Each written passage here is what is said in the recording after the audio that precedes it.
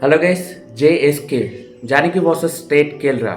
ఇక సినిమా ఎలా ఉంది, సినిమా రివ్యూకి ఎంటర్ అయ్యే ముందు కింద లైక్ బటన్ లైక్ చేసుకొని ఛానల్ సబ్స్క్రైబ్ చేసుకొని వీడియోలోకి ఎంటర్ అయిపోదాం.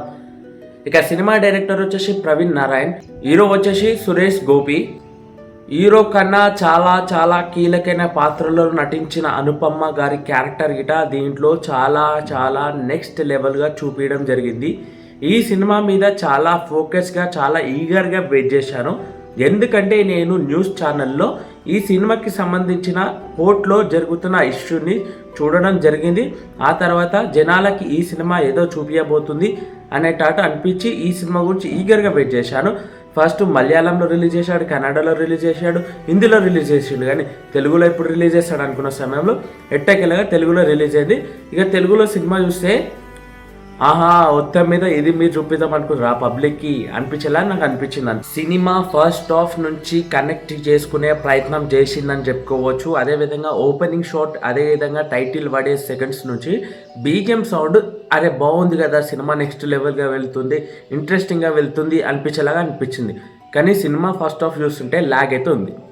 అదేవిధంగా సెకండ్ హాఫ్లో క్లైమాక్స్ వచ్చిన 30 మినిట్స్ నుంచి సినిమా చేంజ్ అవుతుంది.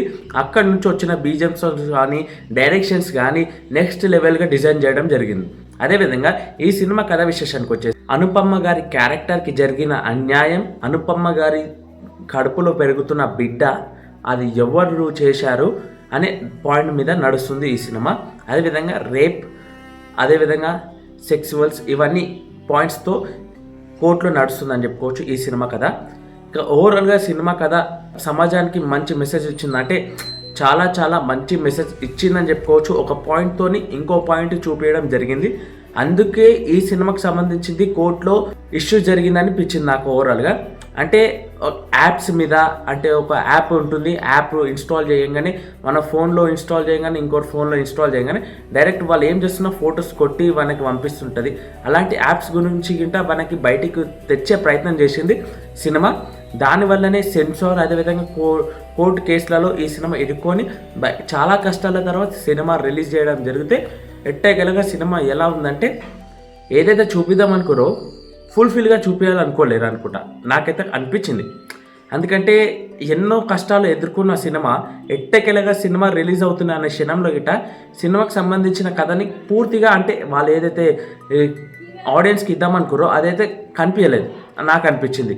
అదేవిధంగా నేను ఎక్స్పెక్ట్ చేసిన లాట్ ఆఫ్, బట్ అనుపమ గారు ఈ సినిమాలో నిజంగా చెప్తున్నాను, తనకు మించిన యాక్టింగ్ ఈ హీరోయిన్లలో ఉన్నారా అంటే లేదనిపిస్తుందని నాకైతే. తనకి ఏ సినిమా అయినా ఎలాంటి పాత్ర అయినా తను చేస్తుంది.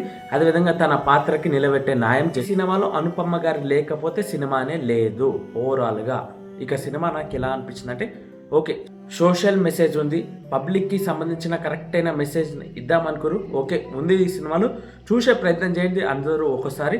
ఓవరాల్గా నా రివ్యూ చూసి సినిమాని చూడాలనుకున్న వాళ్ళు ఒకసారి కామెంట్ చేయండి. అదేవిధంగా మన ఛానల్ సబ్స్క్రైబ్ చేసుకుని లైక్ చేసుకుని మరికి అప్డేట్ చేసుకుని జై హింద్.